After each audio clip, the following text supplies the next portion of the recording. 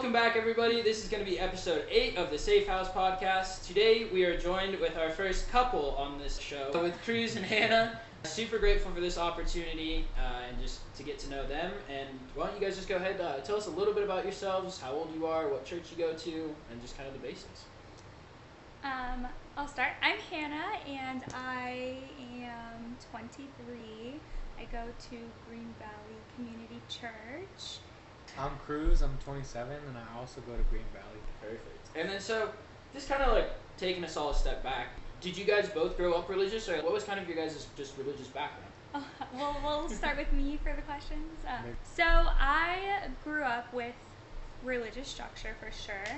Very interesting religious structure. My mom is like a very devoted, strict Catholic woman, and my dad he follows Islam, so he's a very strict, devoted Muslim man, and it's like really interesting because you wouldn't expect those two individuals to get married with their, their type of religion and what that calls for. But so yeah, growing up, I did have a lot of religious structure. I was like in and out of the Catholic Church. I was in and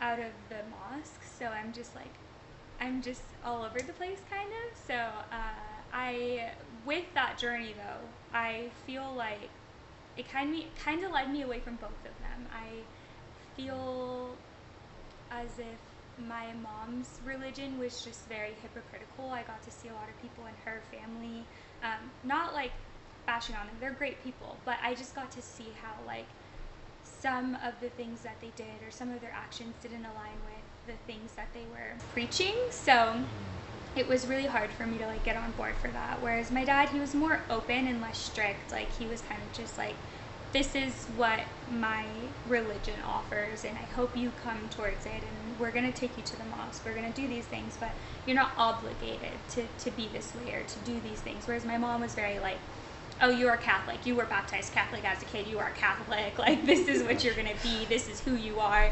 And I think I kind of was, with persistence comes resistance, of course. So with my mom, I was like very resistant to like anything, and my dad, he was more open, like I said. So like I feel like I kind of started to follow that, but again, I kept seeing the irony and the hypocrisy from like family members or from other people who were in the mosque, and I feel like it's not like great, of course, but people, I feel, are the first impression of who God is. When you go when you're new to something and you go into church or go and see, people who state that they follow God, like that impression is kind of imprints on you, and you're like, okay, that person was a great person, and that makes me want to be more like them, or to follow, like, what is it that's making them this way, and want to be more curious about them versus like, oh, that person I don't want to follow, or I don't want to follow their beliefs because look at how they are. So anyways, I was pulling away from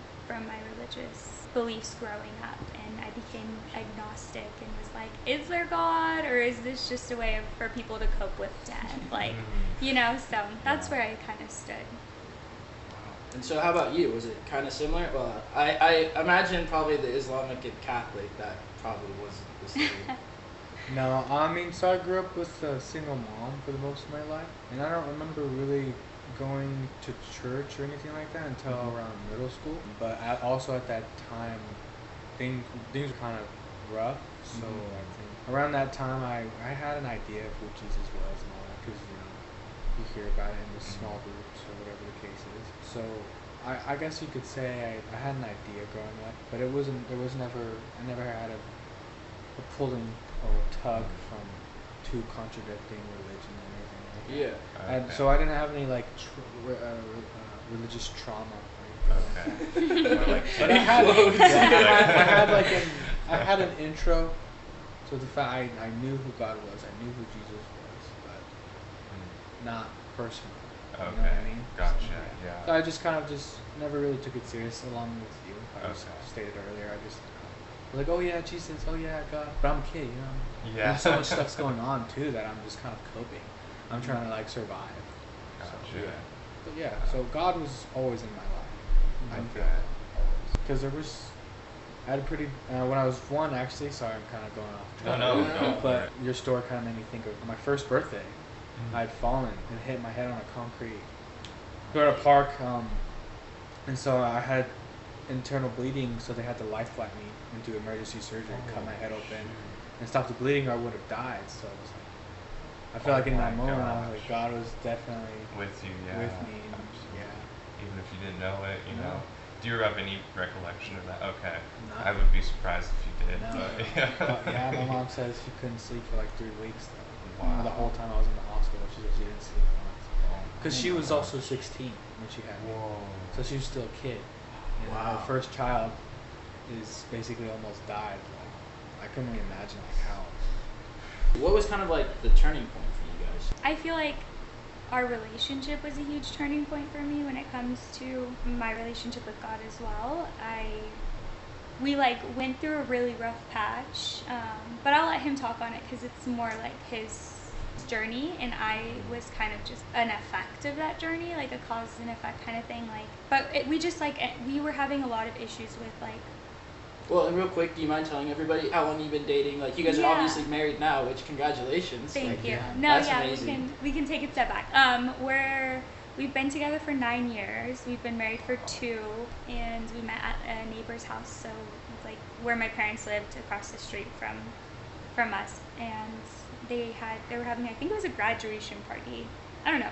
Something. And me and my cousin went to it that night, and he was there, and I had never met him, and he was the only person to come up and shake my hand and look me in the eyes and say, "What's your name?" Or like, "I'm Cruz, what's your name?" And like ask me, and I've never felt so, I guess, humanized, especially by a man before. So to me, I was like, whoa, like who's this guy coming up and shaking my hand so formally and asking like what my name is and looking me in the eyes instead of like feeling objectified, you know? So I don't know. And then we ended up talking for like 5 hours that night, and it was like probably 4 or 5 in the morning, and we're like, oh my gosh, we're still here. Like it was like the whole world kind of stopped, and we were just like looking at each other and talking, and I was like, oh my gosh, the crowd died down. Like it was so weird. So yeah, and then it's history ever since. Do you have anything to add to that? About how we met? No, that was or it. like anything about our But relationship? so the cool thing is, the more that we dove into our relationship and found out more about each other, the more we understood. Like we were always around each other our whole lives, basically.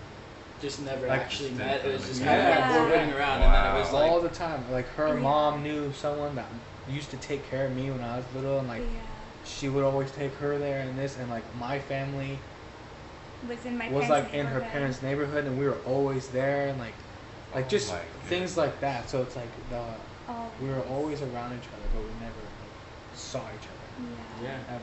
Until that day. And we were at like a funeral together because my best friend passed away. We were at his funeral, and she was there, but I never saw her. It's so weird. We have crossed each other's paths. Way before, Whoa. He passed away in 2012. Yeah. Oh my god. So we were like, we've just been around each other nonstop, but yeah, it's interesting. And I have to say too, like, we have an age difference, so it was a little scary for like me and for my mom and my family in general. He worked so hard to be so respectful. Like he was the most respectful. Everything, like our whole relationship, I feel, was at my pace and was always just like we took everything super, super slow, and we really just became friends before like lovers. And I just thought that was so amazing because like he did really show himself, and it was really, I was skeptical and scared, but he did everything to reassure me. Okay, so yeah, now we have the backstory. Yes. Which, yeah, again, like congrats. Like I think it's so cool to see how God intricately works. Like if you really like, He's always around if you just look. Like the story He writes for everybody, like it's so beautiful. Like the fact that you guys were literally for how many years beforehand before you guys actually finally met.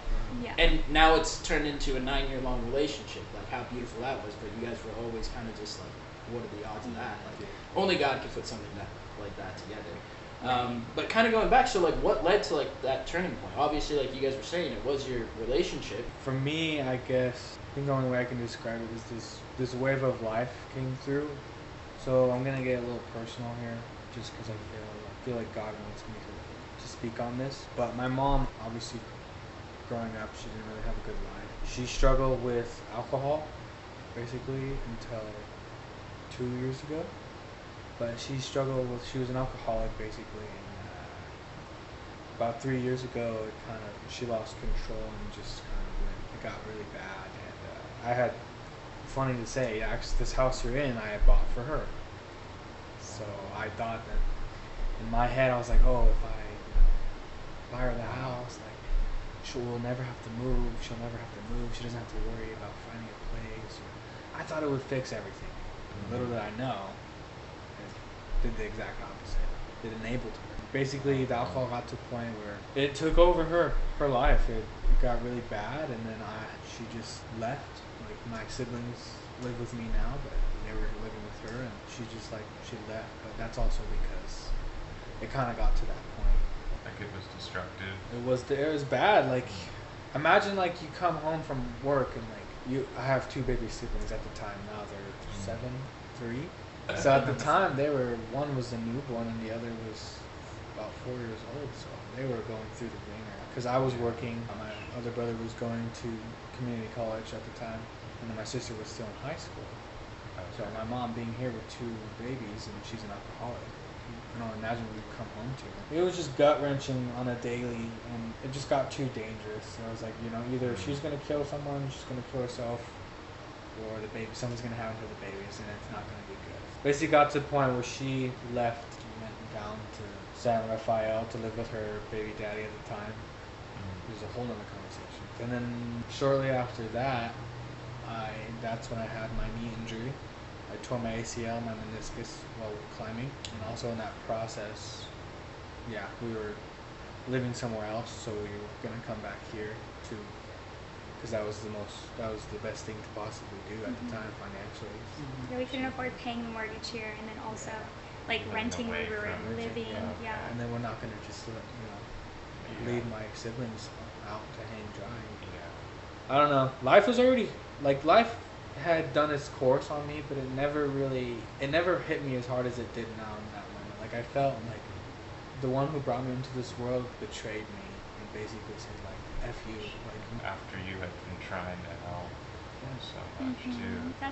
That's the part that, like, hurts me the most for him, because he's such a people pleaser, and he's very much like, he has a really big heart. Like, he wants to help everybody and anybody that he can. You may not see it, like, on the surface because he's a guarded person, but he very much has such a big heart, and he wants to do anything he can to always help everybody. And he's like, oh, like, let me provide this house for my mom, like, putting our future on hold. And, the money that we had saved, he had invested to, like, help his family, and, like, doing everything. Yeah, like, it was a hard sacrifice for us, but we're like, if this is gonna help, like, his mom to be better and to have a stable place to sober up and take care of her, the things she needs to take care of, and know that she's got a safe space and a stable place with consistency, this can change everything. But again, like, it turned to something different, and I feel like it led you into this spiral of, how can my mom do this to me, how can this happen, how can that happen, and then having the knee injury and everything, it just was like back to back to back to back trauma and fire. And then you were home a lot, and I wasn't working as much because I was going to school and we were living off of his incomes. We were together a lot more, and through the trauma that we had both just endured, like, yeah, he endured it, but it was like, I was also there. I've been with him, and I've known his family for the past 7 years and grew up with them, so it did take a toll on me as well. And just being in that chapter that we were in, it was really hard for us. And he has this need to want to work, and he has to provide and has to, like, take care, and he needs to, like, be doing something all the time. So being stuck at home with a torn knee and can't really move and not working, not providing, on top of everything that just happened with, like, his mom leaving and they're not on speaking terms, trying to renovate this house because we don't want to come back into this setting that it was before. So we try to change everything, that, like, the entirety of, like, what we have. We've just changed everything in this house because we didn't want to come back and feel like we were in the same situation and in that trauma. So we've done everything we can to, like, it was just so fast that everything happened too, and then I think it just led both of us into this, like, little depression or this hatred for people. Like, how can people do this? And there's other things on top of that were coming in as well. It wasn't just, like, his family stuff. It was, like, things that were happening with my family, or things that were happening on the outside, like little interactions we've had with people. It just felt like the enemy was there trying to attack us from every single aspect or point of our life that he possibly can. And yeah, it really like led us into this little depression. Like, tell me a little bit about that, and then I can continue from my side. Well, all I could say is my heart blackened, and I was consumed by hatred. I lost my identity. I wasn't who I was anymore. I was like, you know what, like, my mom can do this to me. Who's to say somebody else won't or can't? So my heart blackened, and I started, I guess, just more into a depression. I fell into a pit. And it was constantly like negativity. Like, it was very much, not saying he wasn't a victim, because he was, but it was very much that like victim mentality. Like, everyone sucks, this sucks, blah blah blah. And I It's like bitterness. it was I very would be bitter. very bitter, and understandably, absolutely, like, it's very understandable. But for me, like, as I'm starting my master's program and like I'm becoming a therapist, my whole goal is I want to fix everything for him, and I want to like be like, okay, what can we do to get out of this? How can we reframe this situation? How can we be positive? And I am thinking like I'm doing my best to help him and to guide him and to change him and be his little cheerleader. I'm going through it too. Like, I'm trying to do that for him, but I think the complete opposite effect happened while trying to do that. I was pushing him away because he's like, I don't want to feel like I need to change this situation. I don't want to like be positive about this. I just want to feel what I'm feeling, and I want somebody to hear me, and I wasn't hearing him. I was just like, okay, you're thinking this way, but like, how can you change your mindset? Like, change your mindset. And I was very much pushing for him to change and not like feel what he's feeling or to grieve or to unpack what, like, you know, just had happened. And I think that took a huge toll on our relationship, and it led to us arguing every single day. Like, we were just like bickering, and like there was times where I was sitting there and I was like, there's no way I can continue this. But there's also like, we were just a year, like, we weren't even married at that point, but we were engaged. And I was like, I think this was like 3 years ago, and we were engaged, and I was like, I don't know if I can continue with this wedding. I don't know if I can. I'm thinking this in my head. Like, I don't tell anybody this. I don't even think I've ever told you this. I don't know if I can do this. And I felt so much guilt because like I want to be there for him through the situation that he's enduring, but I also like have to look at myself. And because this has been happening, like, fast forward a whole year almost, like, we were about to get married, and I felt like this has become his identity. Like, this is no longer just a grieving part. This is no longer just a small chapter or him dealing with the trauma in itself. It's now felt like it's become who he is, and I'm like, I just don't know if I can do that. And I gave him an ultimatum, and I was like, we need to start like seeking help. Like, you need to go to therapy.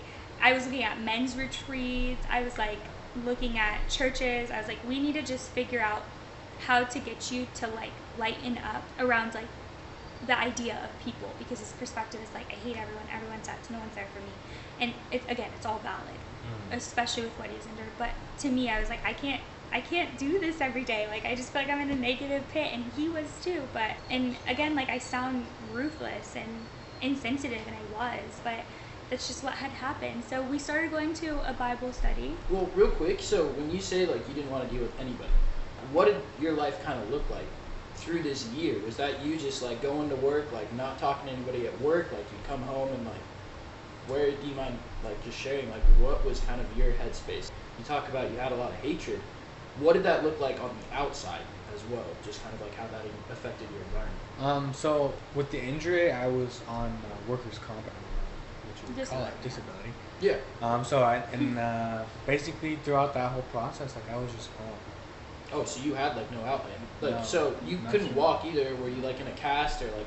So there was a long period before I got the surgery, because I guess surgeons are always busy. Yeah. Shocker. So yeah, and then obviously after I got the surgery was at least at very minimum 6 months to a year of rehab and all that stuff. But then along with that, I was having complications, so I had to get another surgery. So like my rehab was longer after that.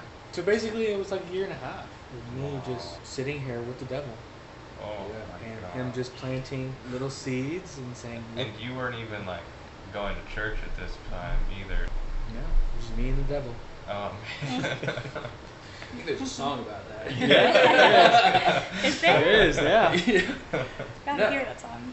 But yeah, I mean, I can only imagine that's one of the easiest way the devil gets anybody is just isolation. But I mean, what a blessing, obviously, like it probably didn't feel like at a time to like have Hannah at least. I think it's funny to like hear your side because that sounds like such a dude thing to do. Like, here's the problem, here's how we're gonna fix it. Like, screw the emotions behind it. Like, why can't you just literally figure it out? Like, I'm painting the path for you. Like, literally just do what I say and like you'll be able to like figure it out. And that's something like I've been learning, like just through doing this podcast and just learning how to be more sensitive to people's emotions. And, like, we're learning like it doesn't matter. I can tell somebody exactly like. Even like when you're telling somebody about Christianity and God, like so much of it is faith and emotions. Like, so then give him the ultimatum. What, do you mind me asking, like what was the ultimatum? I basically told him that he needs to start softening his heart or figuring out a way to reconnect with people, or do something to start taking the steps to healing, or we're done. Like I can't keep doing this like cycle of just arguing and being in this like rut all the time. So yeah, I was like, I set up some things. Like I said, I was like, you can do a men's retreat, you can go to therapy, we can start like volunteering, so that like, because serving is one of the biggest ways to like soften your heart and to like connect with God. So I was like, we can do that, not even thinking that it was like for connecting with God. For me, it was like I volunteered a lot in the past, so I was like, oh, let's volunteer, let's do something. Yeah, hold on that. So God still wasn't like involved in any of this. So where did that you just from memories as a kid serving in Catholic church, and you're like, I felt kind of good doing that as a kid? Yeah, like, it was from Green Valley. I served at Green Valley a few times. I served at Common Ground a couple times. I served in like their nursery. So I knew that there was like volunteer opportunities there, but my goal was just to help us get into volunteering. It wasn't because of anything. It was just like that. I knew that they had volunteer opportunities, so I was like, this is an easy way to start volunteering. It wasn't even related to God at all. So what was the idea behind volunteering? Was it like he'll get just more socialized and like just... Because he hated people so much. So I was like, if I put him in like... That's a nice way to Yeah. He comes home and he has just like the Grinch. He's like, hate, double hate. Literally. Double hate. Tired. Hate is an understatement. No. I think he resented. We can say resent. That's like a deeper word. But anyways, yeah. So I was like, let's volunteer. Let's put him in a place where like he has to get out of his shell and talk to people, where he would need to like be doing something. Because I think physiologically, just helping somebody releases those neurotransmitters we need to feel good. Those feel good, the dopamine and like the things that we get from helping. So I was like thinking, okay, like, and again, I was going to school at this time to be a therapist. Like, I'm learning all these different things, and I'm like, this is one of the ways that I learned, and resources I learned online or in my classes to do it. So I was like, this is what you gotta do. This is what we're doing. And real quick, sorry, I just want to ask because I thought about this, and then we'll get back. But now that you are Christian, what has been like some of the coolest things that you can line up with your studies, like how you were just saying, that line up biblically with like God's truth? Yeah, that's a great question. I feel like everything related to therapy and healing is so aligned with God, and it's so beautiful because I can be thinking of God.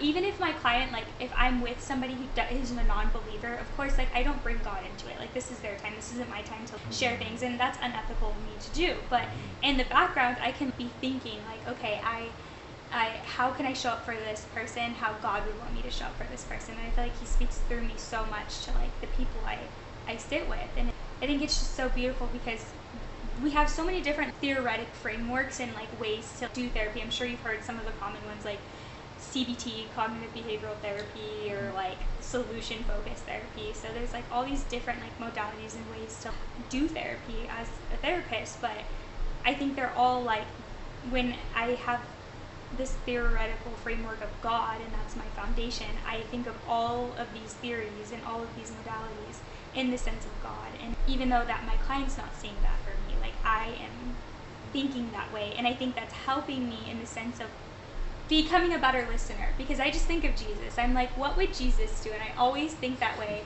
And I'm like, Jesus is loving, He's compassionate, He's a good listener. And again, even in my like work, I am very much like that. Like, how do we solve this problem? Like, I think very solution focused. Like, you have these strengths, how do we use your strengths to figure out, how to solve this problem right now? Or how do we reframe your thoughts to like, you're in this negative situation, but can we find the light in it, But with having the foundation of God, I'm like, okay, let's just listen to what they have to say. Like, God, Jesus here on earth would listen to people. He would hear them out and say things like, I hear you, I understand you, like, I walk with you, I'm here for you. And just being that like safe space rather than focusing on like, how do we solve this? Or being in theoretic framework of how do I like dump all this stuff onto people or give them worksheets or do this. I'm like, how can I just listen? And I think it's made me so much better in my practice. It's That's really cool you say that, because going back to like Jesus, he could have done so many miracles and just shown himself to be God and everything, but he chose not to reveal his power so that others could come to him through not only faith, but also when he did give them an answer, it wasn't always like just straight up. He'd talk in like parables and all of those things, which led them to think about it and then find the answer for themselves, which is really cool. Exactly. I think that's a huge part of it. Yeah, like it's like, I'm not here to tell you what to do. You're like the master of yourself. You know yourself best. So I'm not someone who can tell you what to do or how to solve your problems. Like, that's for you to do. And me listening, I noticed just being able to listen. And again, I couldn't do this without the power of the Holy Spirit, because I'm always the one who wants to like jump in and I want to like tell everybody everything. And I'm like, let me stop you right there and change that. Like, no, I'm like, if I just listen, I notice that people will start to like realize what they're saying out loud, and they're like, whoa, I just said that and that doesn't make sense for this. And they're starting to make their own realizations. So it's like beautiful. I don't know. So it's funny you say that. Yeah. So ultimatum. So Cruz, what was going through your head? She gives you this ultimatum. Like, where does that put you? It actually makes me think about what I'm doing. Because when she's basically telling me, like, either you want to be with me or you don't. That's where I'm here. Either you want this to work or you don't. That's it. So I'm like, okay, of course. At this point in time, like, she's like everything. She's important, and just understanding that where I was putting her because of my selfish like acts and who I was becoming at that point. Obviously, I was gonna do whatever I can to heal the relationship. So that's when we decided to go to the Bible study. Whose idea was that? Wait, hold on. It's funny because we signed up to volunteer through Green Valley, but I never got a message back. However, I guess I like subscribed when I signed up online for my email, and I subscribed to their weekly newsletter, or something like that. I don't know.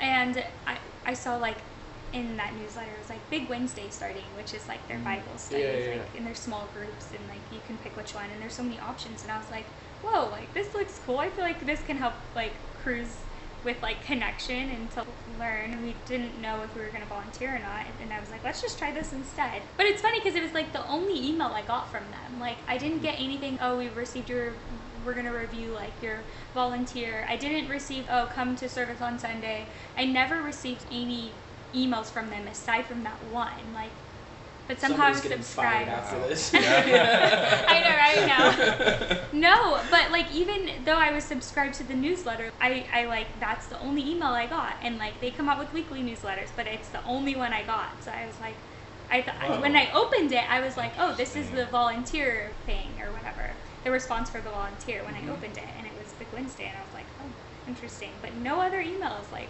Yeah. So I don't know. It was just it seemed like it was like God, like he was like placing that, like this is what I'm giving you. This is your time. Volunteering's good, but this is gonna be better for you. Yeah. So yeah, we went, and I was like, we're gonna go. Sorry about it. And we went to. They had different groups, like men's, women's group, like brief groups, like all kinds of things. And we were considering men's and women's, but we were like, we kind of wanted to start this journey together because both of us were like, He had a sense of God. I was like agnostic. I was like, I don't know if he's real or not. He's probably not real, but like we'll just go for the community sense. It's gonna help him, so I'll just be supportive.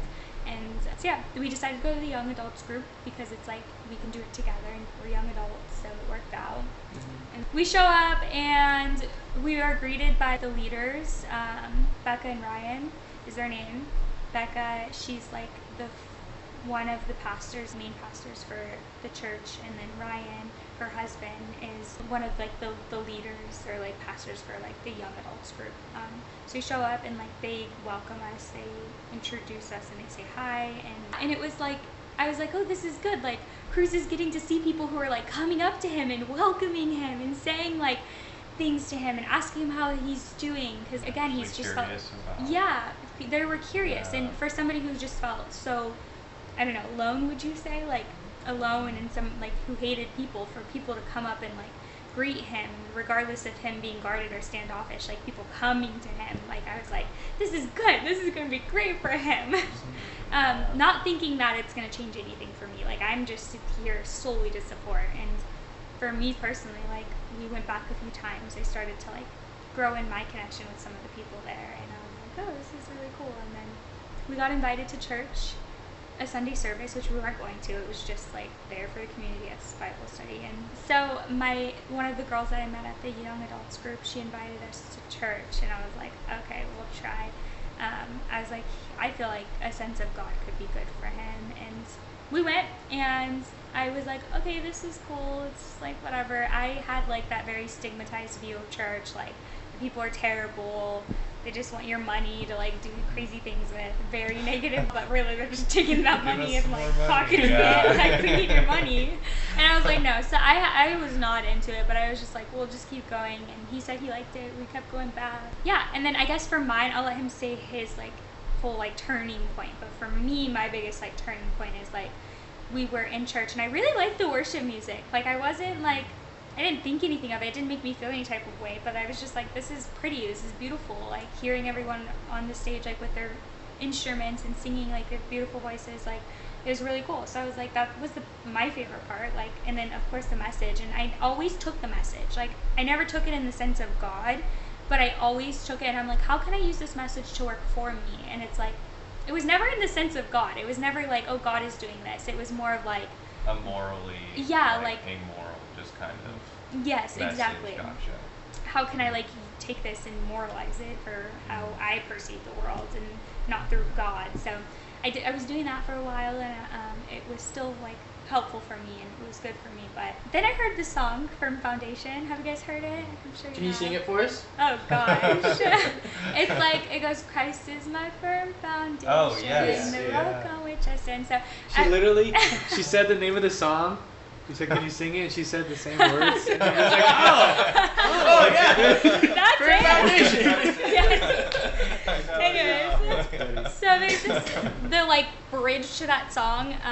It goes like, it was like a guy who's like, can I share my testimony? And in the song, he's doing this. And then it says, wind came, rain blew. Rain came, wind blew. Oh, yeah, he doesn't know the song. No, so yeah, it goes, rain came, winds blew, but my house is, oh my gosh, built on you. I'm like, why am I not, I'm forgetting everything right now. You have to like sing this like, rain came, wind blew, my house is built on you. I'm safe with you, I'm gonna make it through. And that part where it was like, I'm safe, I'm gonna make it through, like I was like, I just started tearing up, and I don't even know why. It just happened, and I was like, what is this feeling that I'm getting? And it just felt like a fatherly presence was like wrapped around me, and it felt like just safe. Like we are going through so much right now. I'm going through so much in my own life. We're going through so much in our relationship, and like just to like hear that song and saying like, I'm safe with you. I'm gonna make it through this because of your presence. I was like, whoa. And I was just crying. I was like, oh my gosh, what am I feeling? And then ever since then, it was just such a huge shift. I just started growing in my faith. I can't logically believe that God is real. In my wise mind, I'm like, God's not real. Like everything scientifically is trying to lead me away from believing that. But this feeling that I got in that moment, and the feeling that I got, only grew stronger and stronger and stronger as I continued to like listen to worship music and hear other people talk and do things. Like it only became stronger out of nowhere. Like I got this feeling, and it just grew, and I was like, having this cognitive dissonance in my head, like, how am I, like, getting this feeling, but logically none of this makes sense. I don't know if I can continue to follow, but, like, emotionally I'm like, this feeling is so strong. So I just like dived into that feeling and, like, continued to give it energy, and I was like, it doesn't make sense, but I'm feeling it and it feels good. And sometimes, like, we don't need logic. Sometimes we just need to feel good, and I was feeling good, so I was like, I'm just gonna grow off of this. And then as I continued to, like, again, stop persisting or stop resisting it, then came, like, my ability to open up and see everything differently, instead of, like, being closed-minded and saying, like, oh, the Bible sucks, like, people, why aren't they? And I was very feminist. Like, I was like, why do they only talk about men in the Bible? I was like, why do they only talk about men in the Bible? This was written so long ago. How does it even relate? And blah, blah, blah. So I was so resistant, and, like, the second I had that feeling, I feel like it just allowed me to, like, I felt like a white aura around me, where I can just, like, open up, and I'm like, okay, just explore it. Like, you don't have to believe it, but just explore it. And even to this day, I still, like, when I'm reading the Bible, I'm like, okay, this doesn't make sense to me, so, like, I'll highlight it on my phone app. I'll, like, highlight it, and I'm like, I want to go back and, like, think about this more. But I'm more open to it, and I was more receptive to it. And then as I became more receptive to it, I was like, the biggest evidence that God's existence is real is, like, that feeling that I had. And that outweighed any logic or evidence theory that was, like, in the physical realm right now. And that was so, like, beautiful for me. But yeah, that was my turning point. Are you saying that? I just thought of, like, I've felt what you described, but I've never tried to really describe that. Yeah. So, like, you describing that was really beautiful. Like, that's exactly how I see it now, you know? Like, it is a Father's presence when you're worshiping Him and you're singing to Him. Like, yeah, it is a different feeling than just feeling happy or sad. But, yeah, that was really well said. Okay, now let's hear from Cruz. Yeah. Let's hear it. So what was your kind of, like, initial feeling? Like, you're meeting all these new people. Like, what was your, like, absolutely, like, completely honest, like, what was your first impression? I mean, initially, obviously, with people coming up to me and, like, with interest, and, oh, nice to meet you, asking questions. Obviously, it felt really good. In the moment, it was like, wow, maybe I don't hate everybody, But then again, I don't know these people, right? So in the back of my head, like, yes, it felt good, but I was like, too good to be true. Yeah, you're right? Like, do I trust these guys? Right? Yeah. What's the motive? Yeah. Like, are you just doing the put on the front? Or just, because you're in front of these people? Like, I still struggle with that. I feel like people have ulterior motive. I don't think anyone's truly authentic, so I do struggle with that. So at the time, it was only way, way worse. I was like, oh no, there is an ulterior motive. There is, like, you're not being real, you're being fake. Like, Yeah. But it did feel good. It felt good to initially when these people showing interest. But there is one peer who really kind of, I would say he changed, like, the course of how I saw people, because not only was he the same when I was with him, he was the same when I wasn't. So he would be like, oh, how are you? How's work? How's your knee? How's this? How's that? When we were face to face, but he would message me randomly and follow up, like, hey, just thinking of you, praying for you. If you need anything, like, just reach out. I'm always here. Like, multiple times. And I'm not trying to sound like a victim here, but I've never had that. So even just one person, and I feel like he was a big reason. And I expressed my gratitude to him a couple of months ago, and I told him, like, you may not know, but you changed the course of my relationship with God more than anybody else in this church. And it just took one person. Wow. So I never realized that till literally just now. But he was a part of the turning point for me. And then when I finally understood not only who Jesus was, but what he did for us, the ultimate sacrifice. Once my mind comprehended that, I was like, what in the world am I doing? Like I saw the world in a different light. I understood what I was doing, living in how everyone else lives, substance, with hate, with pride, like with all these things that I finally like I understood like everything I was doing, and I saw who I was, and I was like, I'm not a good brother, I'm not a good husband, I'm not a good son, I'm not a good friend. I'm like, what am I doing? So that's when everything really started to turn. Well, obviously for the peer of mine, but then comprehending the ultimate sacrifice. How long was this after you started going to Green Valley? Oh man, I would say at least 6 months in, right? Because Okay. I'm a slow burner. Gotcha. Yeah, no, that's Yeah. So once, That's when I cool. had that peer of mine being consistent and then also me being receptive. That's to good hearing, though. Like, yeah. yeah, it took that much, time to have it to sink in for you to like really understand, what you're doing there, what they're teaching you. Was there, as you were what kind of like led to you trusting those people? Just their continuation of reaching out to you? Yeah, definitely the actions. Actions is a big thing for me. You can sit Gotcha. here and tell me beautiful lies, but I won't believe an ounce of it until you show me.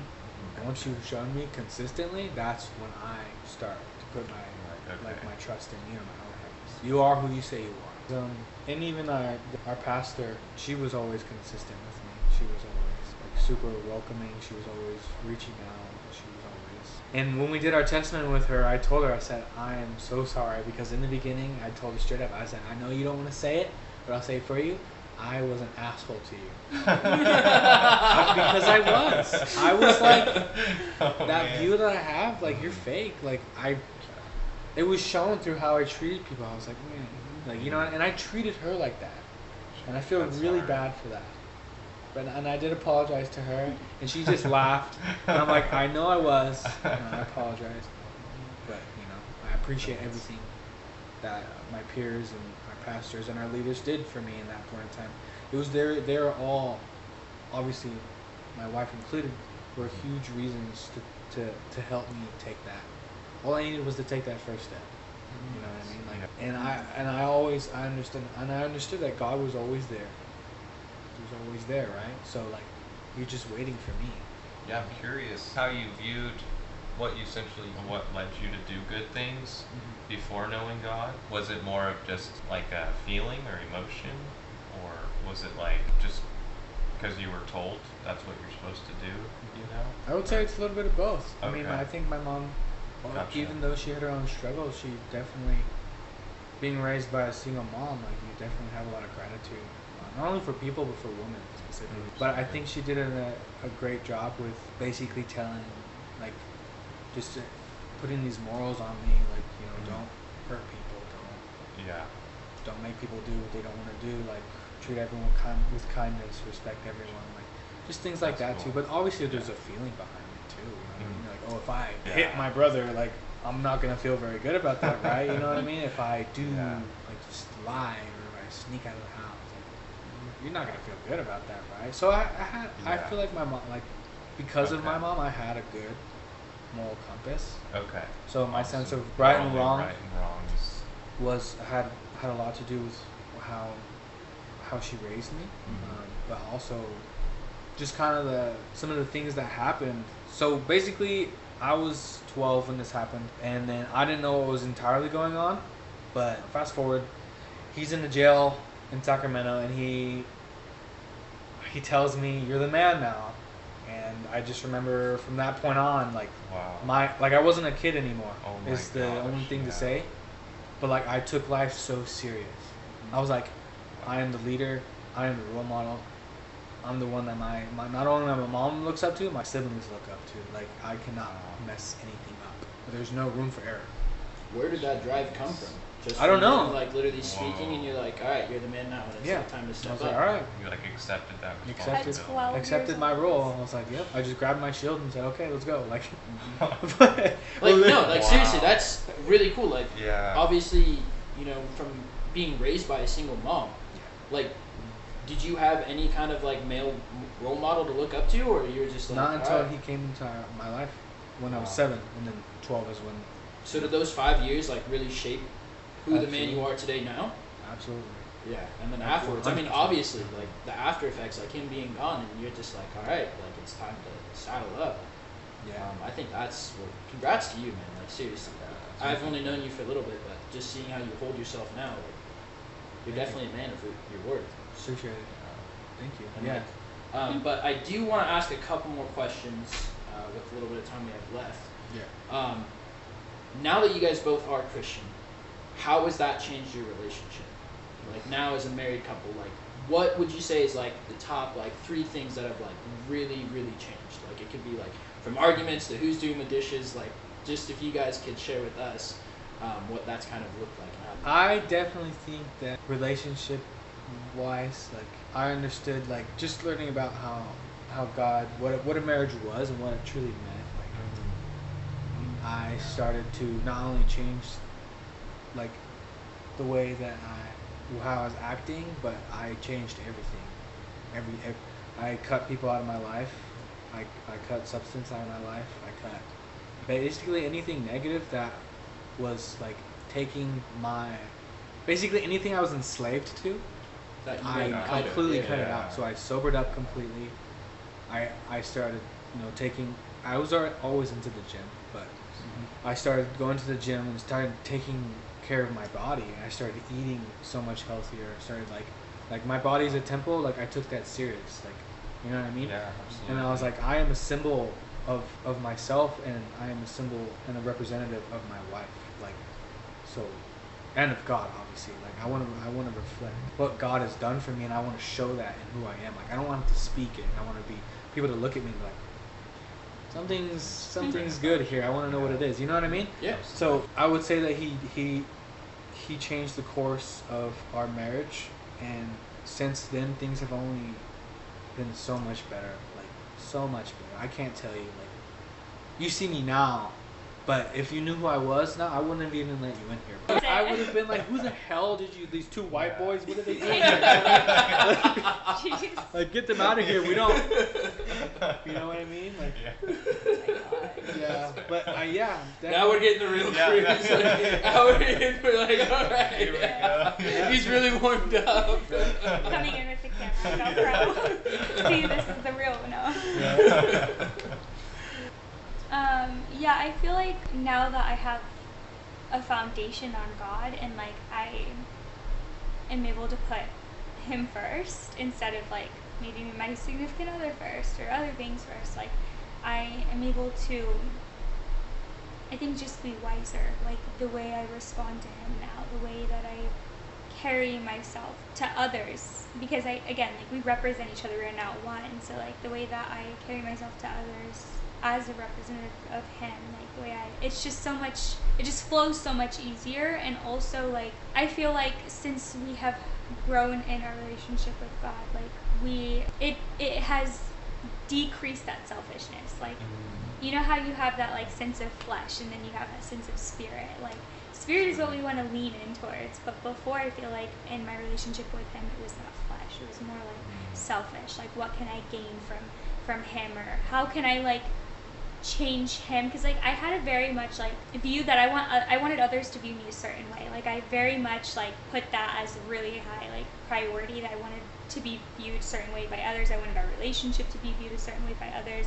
It was really like to get like to be transparent and get vulnerable, like it did take a huge toll on our relationship too, because I would be like, don't do that in public, or don't be this certain way, or whatever. And it was like, it's now that I like say it, I'm cringing, and I'm like, why would I ever do that? But like I always like she's like, stop picking your nose in public. Literally, it would be things like that, or like the way that He would talk, or the things that He would say, I'd be like, you cannot be saying that, like don't. And I'd feel like embarrassed, or like certain things would just come up. So like I feel like now that I've grown in my relationship with God, I'm able to, I don't even know how to like articulate it, but I guess like He is His own person, and I can accept Him for who He is, or not. Like I get that choice, you know.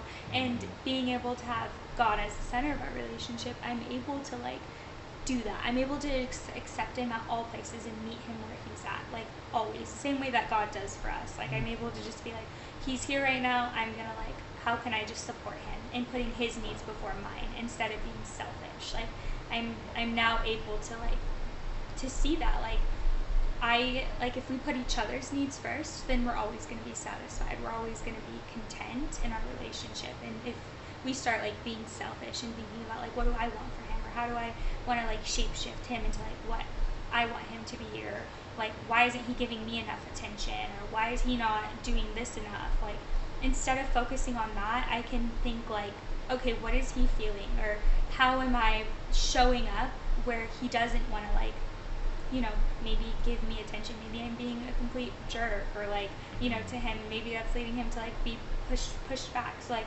I think I just see everything in a whole new light, and I'm able to like change it from he's not giving me enough attention, or he's acting foolish in public, or he's being a certain way, to now saying like, okay, like this is who he is, or what is he lacking, or what is he needing for me to like, you know, get what I need from it. Or it kind of also pushes me out of that like mindset. If I'm focused on his needs, then I'm not thinking about like what I'm lacking in a relationship. Again, like that comes with a fine line and balance, because if you are lacking in something in your relationship, like that also needs to be addressed. But like I think we just have really good communication now. Before it was just not good. Like it's insane how God's changed our relationship. I feel like we're just so like, I don't know, like we're stronger than we've ever been. Like we're definitely, like growing up I wasn't the best person. I didn't make the wisest choices. I wasn't like, I don't even know what I was doing. Like I didn't even know how to relationship. Like how do you relationship? What does this mean? Like how do you be in a relationship? So yeah, I mean I think he was also struggling with that. We've had some like little things here and there that we were like, I don't know. So yeah, anyway, so being like in our relationship now after knowing who God is and following Christ, it's like I think it's just like made us, we are so strong, and we have such like, I think we show up in such a strong presence, and I never have to worry about like him not showing me attention, or like lacking, I don't know, social cues or whatever. I don't know what it is. Like struggle a little bit. No, He's but like, do I talk now? No. He's like making eye like now, like now. Do I pick my nose now? No. No. Yeah, just expose me. No. Yeah. But anyways, it's just like we're so strong now, and I feel like nothing. We're like, I feel invincible. Like nothing can get in our way, or nobody can get in our way. Whereas that was something that could have been a struggle before. So Yeah. it's just amazing, and we're just so like kind to each other now. Like we weren't kind to each other before. We're so loving. We're so kind. We listen to each other. We hear each other. Like it's just, I don't know. It's just I'm at a really good place, and I know that things can change, and I'm just trying to be content and take it for how it is now, and hope that like whatever struggles we're thrown with in the future, we still have this foundation to like work off of. But yeah. I will say though, that having God in the center of a relationship, like even in my life, like I'm not trying to sound like egotistical or anything, but like I don't fear anything anymore. Like now that I know that God is with us, and like, ultimately everything is in His plan, like whatever happens, and I have so much faith. Like this will pass. You know what I mean? Yeah. So just not having, not only to stress, like just the fear, because no one likes that feeling. You know what I mean? And truly, I truly believe like the only one who can fulfill your heart is the one who created it. So it's like for me, like that, I'm like, wow, it's deep. You know? Yeah, So if God is for us, who can be against us? exactly. Literally, like, so what? Like, somebody hates me. Like, so what? Like, it is what it is. Like, Yeah. I feel like, to add to that, like from my perspective, when I think about like somebody hating me, or like somebody judging me, like it's so interesting to now see it through like the perspective of Christ, instead of taking it personal and being like, oh my gosh, they hate me, oh my gosh, blah blah blah.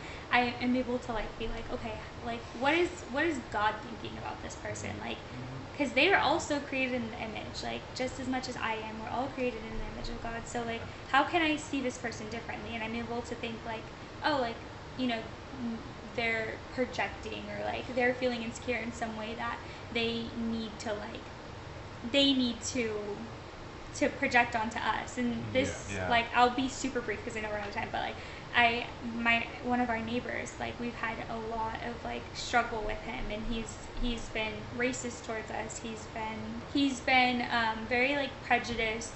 He's verbally threatened to physically assault us, me, like without Cruz being there, like me as a woman, just like he's walking down, and he's like in his 40s. He's like a older man, but he'll just walk and he's threatened to like to beat me up, like just a lot of things, like a lot of problems. But it's weird that even in the midst of all that, I can still find peace and compassion and love for him. I'm like, he is just so broken and hurt, and like for him to come and like say these things to my face, or to be this aggressive, or to walk by our cameras and flip it off, or whatever it is, like on a daily basis. It's not like, oh, this happened here or there. It was every single day. Like I went to court, got a restraining order.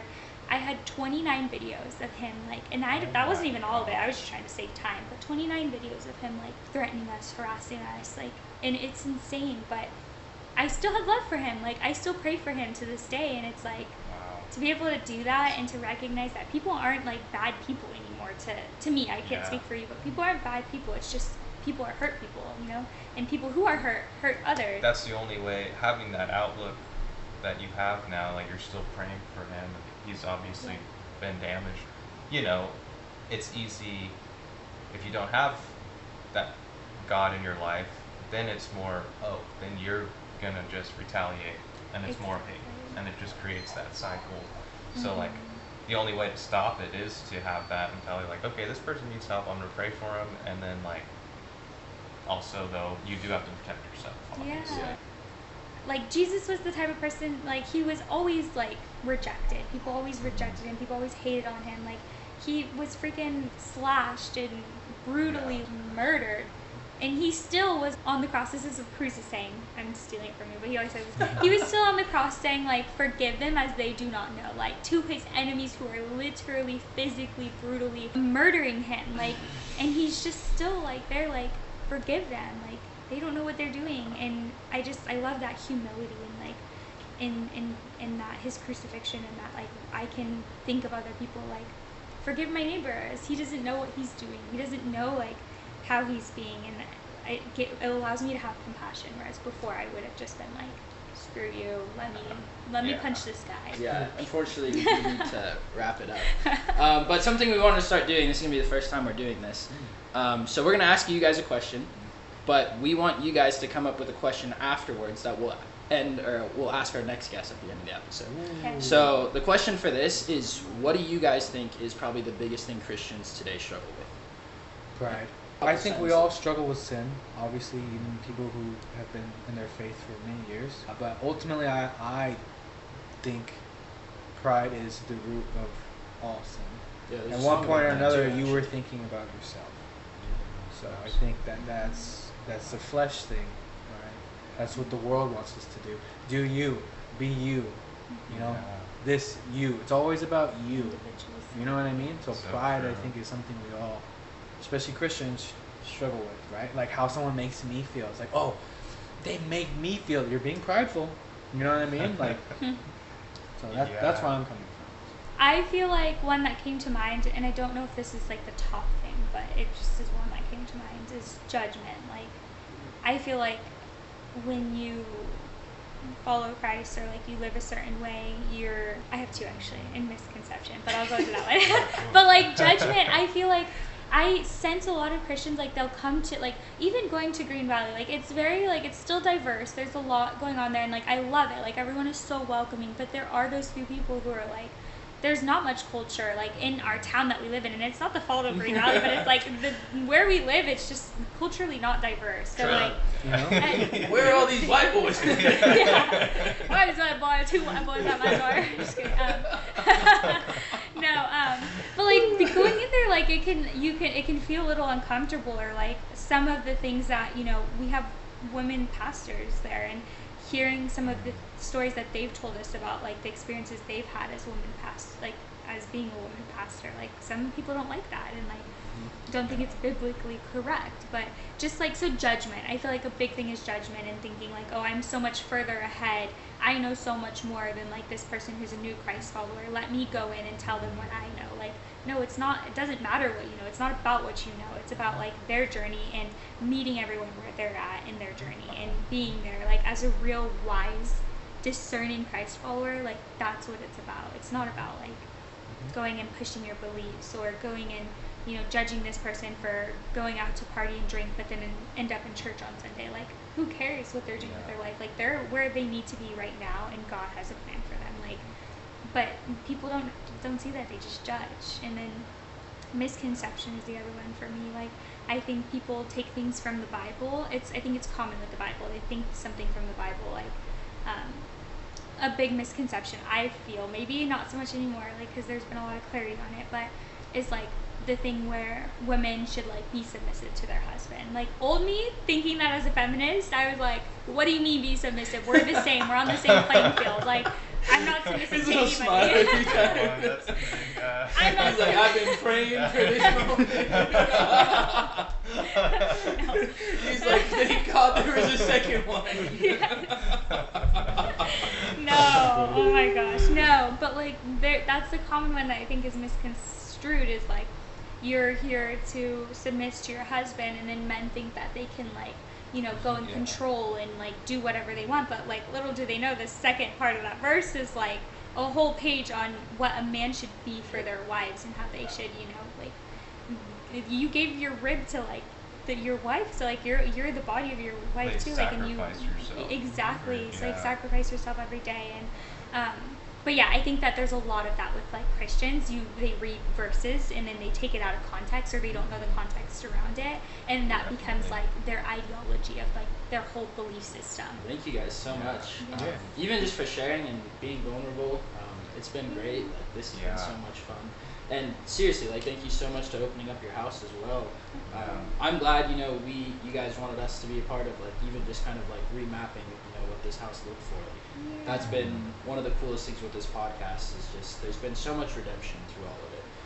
So thank you guys again just for coming on. But what would you guys like for our next question to be? What are your current challenges right now in your life with your relationship with God? And I guess the effects, like the second part of that question, if you have two parts. How does what is something that can be done to help with that struggle, or what do you think you're lacking or needing? Yeah, that's gonna wrap it up for episode 8. And if you guys enjoyed it, make sure to subscribe or just share it with anybody that you might think needs this encouragement. Thank you guys.